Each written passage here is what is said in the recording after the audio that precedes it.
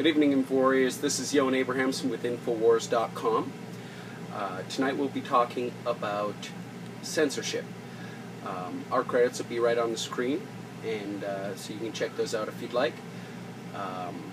Now, lately we've been talking a lot throughout alternative media about censorships that are contained in both the SOPA and CISPA bills. SOPA has already, of course, been defeated through Congress, but CISPA's on its way to being signed by the President, and so this has gotten a lot of media attention as of late.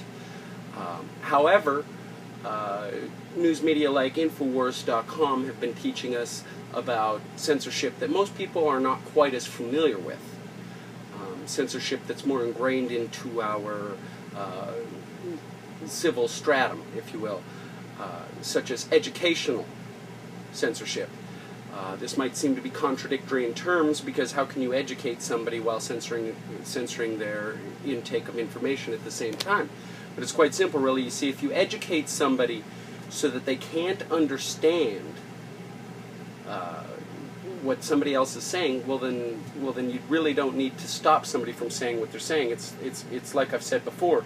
If you can't understand what you read, they don't need to blot it out. I'm sure you've seen the many legislations and court records and things where they blot it out with black lines over majority of the lines throughout the entire legislation or what have you, and the result is, of course, that you don't know what's there.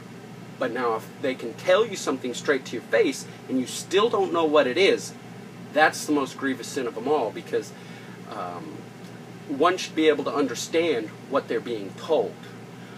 Furthermore, if I convince you that an idea is either impossible or undesirable, well then you're going to stay on my side. You see, for example, if somebody like myself were to come to you and say, you know, well, the income tax plan or our economic strategy is flawed for this reason or another, if somebody has already taught you that my views are incompatible with reality, then you're just going to write me off as a kook or a conspiracy theorist or something of the sort, when in fact I'm probably giving you better information than what you've received in the past. And thus you're going to end up voting for the status quo, a Mitt Romney or an Obama, because they're telling you something closer to what you've learned makes more sense in school. However, if we were to have a system where education were free, and I were free to educate you if I wanted to, or if any institution were free to educate you however they saw fit, then we wouldn't have one group of people telling you what's right and what's wrong, and what makes sense and what makes no sense. The problem with today's society is that we have one group of people telling us what makes sense, and everything else is senseless. And of course, the most powerful people in the world are always going to have the greatest advantage at gaining that power and developing that curriculum so that they can tell you what makes sense and what's real and what's unreal. Okay? But another far more powerful form of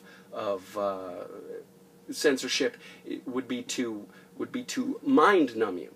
And this might sound like a new idea to some people, but what it really is it's really quite simple. You see, like if I teach you that this is the way that we speak, but then when everything that's important to you comes up, we speak a totally different language so that you can't understand it and so that your peers can't understand it, well then you just go ahead and accept whatever anybody says to you in normal language. Like, for example, if I were to go ahead and try to pass to you Obamacare, and I were to tell you, well, you don't have to worry about pre-existing conditions anymore, you get to keep your insurance longer, and insurance companies are going to, in general, have less power over whether or not you get medical care, well, then you would just go ahead and side with me because I'm speaking in regular terms. However, if you read the legislation in its real language, you find the grievous attacks against our civil liberties, such as our right to choose who to do business with, who to make contracts with, and how to behave on a day-to-day basis.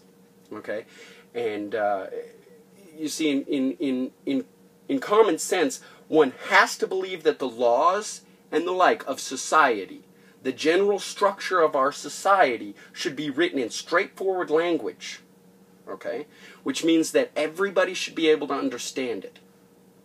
Now, if I write language in such a way that you can't understand what I'm saying, it's much like if I were to tell you to read a French novel and you didn't understand French. You would read a few pages, you might be able to sound out some of the syllables, but you won't really know what it's saying. Okay? And by the first or second page, you won't even really know what the sounds or the syllables are that you're saying, because they're just going to round through your head, much as if you read a book you weren't interested in. And that's what they do with our legal system. You see, all of our laws and our legislations are written in such a way as to numb us so that we can't get past the first few pages, and then they put the real dangerous things and the things that we would actually fight against, such as in SOPA, in the later pages, after our brain has already skipped over pages.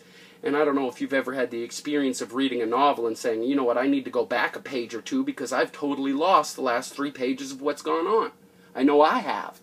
And the same thing has happened to me when I've read legislation, only it happens much sooner because of the language that they use. And don't be fooled into thinking that this is because the people are way smarter than us who are speaking this legal jargon, because that's all it is jargon. I can explain just about anything to you in plain and simple terms that can be explained to a professional in the jargon of their given profession. Okay?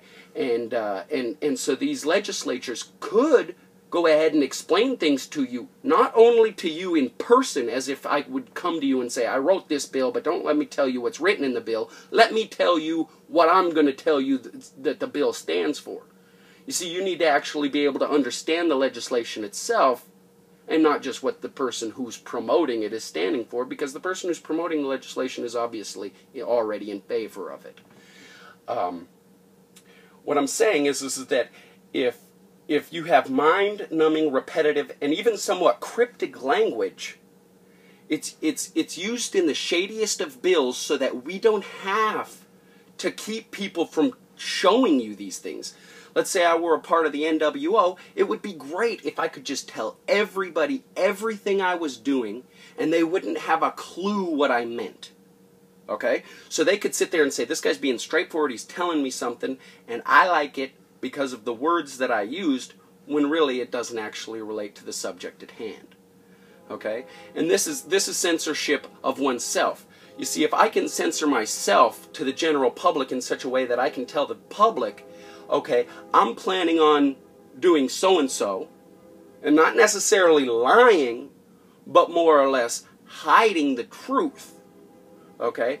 And that's where the real critical message is as far as censorship is concerned. What we need to do is we need to be able to come together, and we need to be able to teach each other and others who aren't a part of the movement already to not just be able to understand and to be able to rifle through all of this legal jargon, but to be able to help others to understand that they're not too stupid to play a part in this conversation. What we need to be able to do is be able to get people involved in the conversation so that the conversation can become a part of everyday American life. And that's all I have to say.